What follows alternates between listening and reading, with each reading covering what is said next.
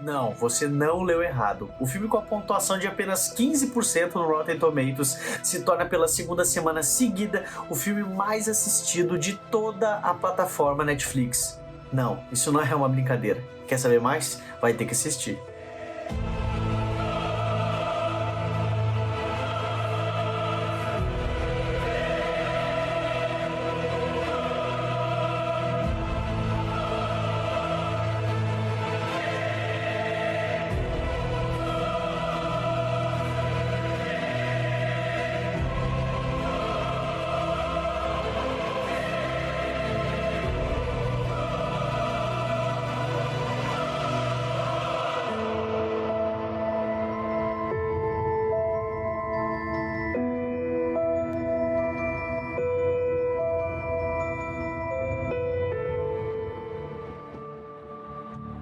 Mas antes da gente começar, galera, deixa aquele like, aquele super comentário, se inscreve aí no canal, quem ainda não é inscrito, divulga para algum amigo que não conhece o Snyderverse, que a gente tem conteúdo bacana, tenho certeza que alguma coisa vocês vão gostar aí. Então deixa sugestões nos comentários para próximos vídeos e vambora!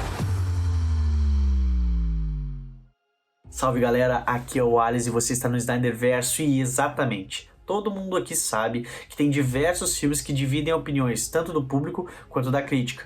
E às vezes a gente pode ver uma pontuação muito baixa da crítica e uma pontuação muito alta do público. Ou às vezes um número de bilheteria incrivelmente alto para um filme que a crítica não gostou nem um pouco. E é exatamente nesse caso que a gente vai entrar aqui, como de praxe, com praticamente todos ou a maioria dos filmes do Zack Snyder são divisivos. Isso não adianta, a gente já nota que tem um hate prévio que acontece com o Zequinha, isso é inevitável, não sei também, e até ele falou em entrevista que não sabe por quê, às vezes é por causa, porque os fãs são muito agressivos, por causa disso, por causa daquilo, mas a gente não vai entrar nesse tema agora, a gente vai falar sobre o filme Rebel Moon Parte 2, tem reação do filme aqui no canal, eu reagi ao filme completo, botei os melhores momentos aqui pra vocês assistirem, então tá, eu vou deixar no card aí pra vocês assistirem caso queiram, tá? Então o que aconteceu, pessoal? É exatamente isso. O filme, ele tá na segunda semana seguida como o filme mais assistido da Netflix mundial. Então, na maior parte dos países, ele está no topo número 1 como o filme mais assistido. E não só ele, como Rebel Moon Parte 1 também está ali ocupando a quarta, quinta posição em diversos países, inclusive aqui no nosso Brasilzão. Então, o que a gente pode dizer? O que a gente pode falar sobre isso, pessoal? Essa é uma daquelas questões que sempre, ou a gente já está acostumado a ver do Zack Snyder, desde Batman vs Superman, na verdade, porque anteriormente, quando saiu Homem de Aço, eu me lembro que as críticas, inclusive de Omelete, sites brasileiros, Jovem Nerd, foram muito positivas para esse universo.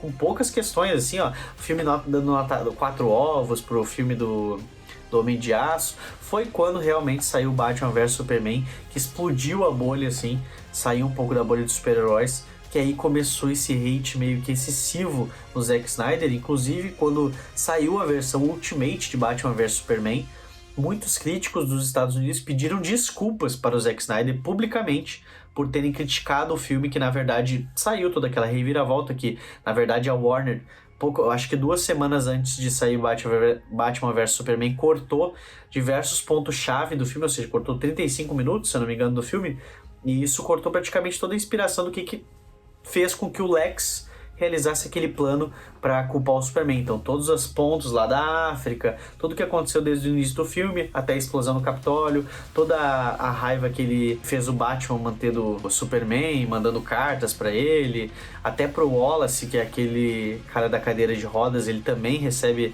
várias intimações ali. Ele é o meio-campo que o Lex pega os cheques que o Bruce manda e manda de volta pro Bruce cheio de mensagens e tal, além de também mostrar que o Lex, ele compra boa parte da mídia, né? Porque quando o Clark tá olhando as notícias do Batman na versão Ultimate, ele vê vários headlines, vários títulos bem chamativos de clickbait dizendo que o Batman é o executor, o júri e o acusador e etc. E isso vai meio que pipocando coisas no Clark, assim, porque na verdade esse filme é sobre a manipulação, né? Sobre uma manipulação, tanto da mídia como tudo que acontece ali. Então isso basicamente é o que envolve aí a figura do Zack Snyder, e dessa vez não foi diferente. Rebel Moon Parte 2 mudou, fez com que muitas pessoas realmente não gostassem da visão do Zack Snyder, nem para um filme que não tem nada a ver com IP de super-heróis. E isso muitas vezes é muito negativo, porque a gente vê o apelo que o Zack Snyder tem do público. A gente, claro, eu não exijo que ninguém tenha opinião igual a minha, muita gente pode ter opiniões diversas aqui no canal, um monte de gente já escreveu um monte de coisa também a respeito do Zack Snyder, e tudo bem, cada um tem que ter a sua opinião, é o que eu sempre digo. Eu acho que o hate desesperadamente exagerado é prejudicial para qualquer lado, isso é fato. Ninguém que tem um hate gigantesco vai se beneficiar ou vai beneficiar outra pessoa, entendeu? Normalmente críticas construtivas sempre é o que ajuda, mas é difícil quando a galera mexe com a emoção, a galera fica meio pá, tipo, eu vi um fã do Zack Snyder falar uma abobrinha, então todos os fãs do Zack Snyder são aquilo. Não, mas eu não vi só um, eu vi 12 fãs do Zack Snyder fazendo isso, eu vi 20 fãs, vi centenas de fãs, só que o mundo é gigantesco e o Zack Snyder tem milhares de fãs, e com certeza a maioria não é uma maioria que xinga, uma maioria que sai atrás para cancelar a pessoa. Não é bem assim que funciona a parada. Normalmente, quando o Zack Snyder é atacado, que ele sempre... Normalmente ele é atacado previamente, vamos combinar. Ele sempre é atacado previamente. As pessoas caem de pau em cima dele. E os fãs ficam putos querendo defender. Isso é normal? Beleza, até aí tudo bem. Só que, cara, a gente tem que falar disso. Os críticos estão dando notas mais baixas pro Zack Snyder. Como a gente já mencionou aqui no canal, Rebel Moon Parte 1 e Parte 2... essas são as versões de 13 anos, ou seja, vou desenhar. O Zack Snyder ele escreveu o filme para ser maior de 18 anos, era um filme só, lembre-se disso, era para ser um filme só, não era para ser dividido em duas partes. A Netflix disse assim para ele, inclusive ele falou em entrevista recente novamente, ele disse, cara, a Netflix, Zack Snyder, tu quer lançar esse filme? Esse filme não tem como a gente lançar só ele, a gente não tem como fazer um filme mais 18, espacial, com orçamento relativamente alto, que é 80 milhões por filme, né? Se fosse um filme só ia ser 160 milhões. Lançar um filme mais 18, com sexo, com violência, a gente não pode fazer isso, entendeu? Então o que foi a sugestão da Netflix? Zack, lança...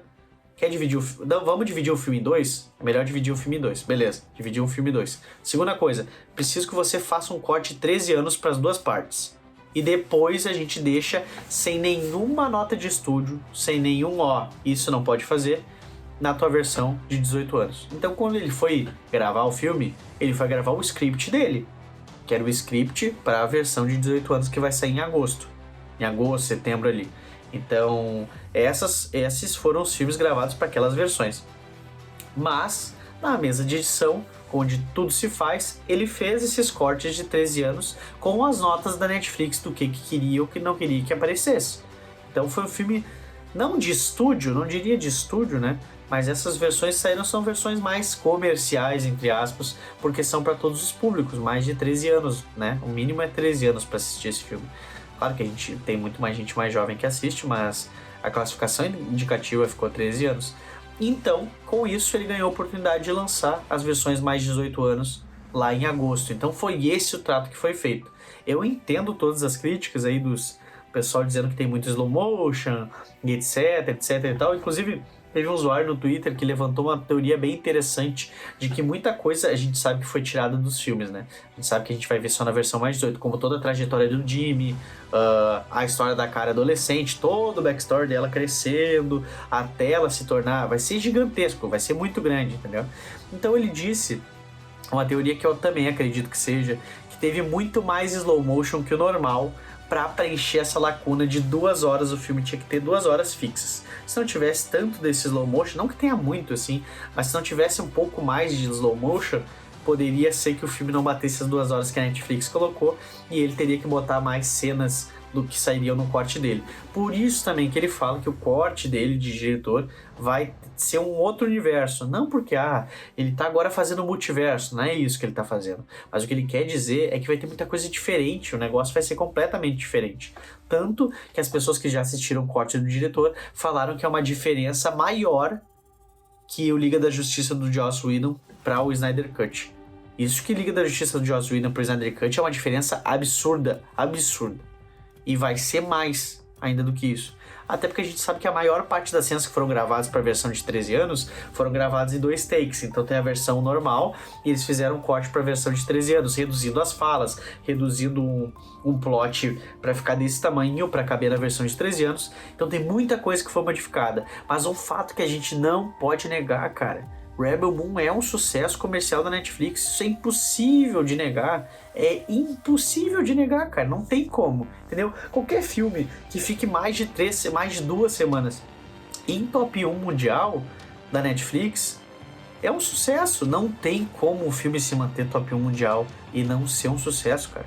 A Netflix lança os filmes justamente para eles ficarem nesse top 1 mundial. Só que tem muito conteúdo saindo na Netflix. Então é muita concorrência entre eles mesmos, inclusive quando sai filmes de terceiros, aqui no Brasil principalmente, que eles trazem muitos filmes de outras plataformas, eles normalmente ficam lá em top 1, top 2, top 3, também ficam. Então é uma concorrência não só com o conteúdo original da Netflix, mas com o conteúdo de terceiros. E isso, cara, mostra a força que tem, inclusive, não só o Zack Snyder, né, mas a franquia como um todo. A gente tem que levar em conta que já saiu as novelizações, novelizações que eu digo são livros, como se fosse o Harry Potter, saiu o livro e aí saiu o filme do Harry Potter. No livro tem muito mais coisa. Exatamente. No livro do Rebel Moon Parte 1 tem muito mais coisa. No livro do Rebel Moon Parte 2 tem muito mais coisas, que vão estar, a maioria delas, no corte de diretor. A maioria não, porque não cabe num filme, e aí, pelo amor de Deus, né? Não cabe um livro inteiro do Harry Potter num filme. Tanto que estão fazendo uma série. Então, tudo isso a gente tem que levar em consideração. Mas o fato, cara, de novo vou falar, o fato que não dá pra negar é que o Rebel Moon é um sucesso, cara. É um sucesso absoluto na Netflix. Não adianta. O pai tá on. O pai Snyder, ele é louco da cabeça. Não tem o que fazer. Então, cara, vamos aproveitar esse hype, vamos aproveitar o Rebel Moon aí e vamos aguardar para os cortes de diretor. Eu sou um cara que defende os cortes de diretor. Eu queria ver os cortes de diretor primeiro, só que não tem. Eu tenho que admitir, os cortes de diretor do Rebel Moon jamais sairiam primeiro.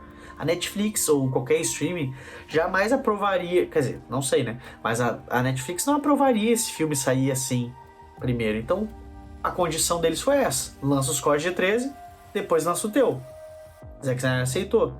E mas por que a Netflix não confirmou a parte 3 ainda? Isso muitos haters falam, né? Ou gente que não gosta, gente que tá torcendo contra. Cara, Rebel Moon parte 3 não foi oficializado, então tecnicamente foi cancelado. Só que não é isso, gente. Vocês têm que entender uma parada. A Netflix vai aguardar sair os cortes de diretor do Rebel Moon pra ver o apelo que eles vão ter. E eu tenho certeza que o apelo vai ser muito maior, para confirmar a parte 3. E escutem o que eu vou falar agora. Isso é um teste da Netflix. Se sair o Rebel Moon, corte de diretor, e for aclamado o sucesso absoluto, a parte 3 não vai ter corte de 13 anos. A parte 3 não vai ter corte de 13 anos. Tá bom? Então, no próximo vídeo, inclusive não vou falar nesse vídeo aqui, mas já está confirmado que o Patrick Poulos, que foi o cara que fez o design de todos, que fez o design do Batmóvel, da Batcaverna, de tudo que tem em BVS e Liga da Justiça de Zack Snyder, foi o Patrick Poulos que fez. Além disso, a gente espera que o Larry Fong, que é o diretor de fotografia de Watchmen, de Batman vs Superman, volte agora como diretor de fotografia também para a parte 3, e eu acredito que o Zack Snyder também vai trazer o roteirista Chris Terrio, que foi ganhador de Oscar por Argo e que fez Batman vs Superman, Liga da Justiça de Zack Snyder, também traga ele para a bordo, viu? Então eu acho que vai reunir a gangue de novo, até porque seria um projeto mais ousado. Mas é isso aí, galera, esse era o conteúdo que eu queria falar para vocês, bem rapidinho aqui. Eu acho que já deu uns 15 minutos aqui de vídeo, mas não esqueça de deixar o seu like, deixar seu comentário, vocês sabem que estamos junto. E quarta-feira tem vídeo, sexta-feira também, talvez tenha um vídeo terça ou quinta, mas nesses 3 dias vocês sabem que vai ter vídeo com certeza absoluta. Então, deixe seu like, se inscreve no canal e compartilhe o vídeo, viu? Um abraço, valeu, falou e fui!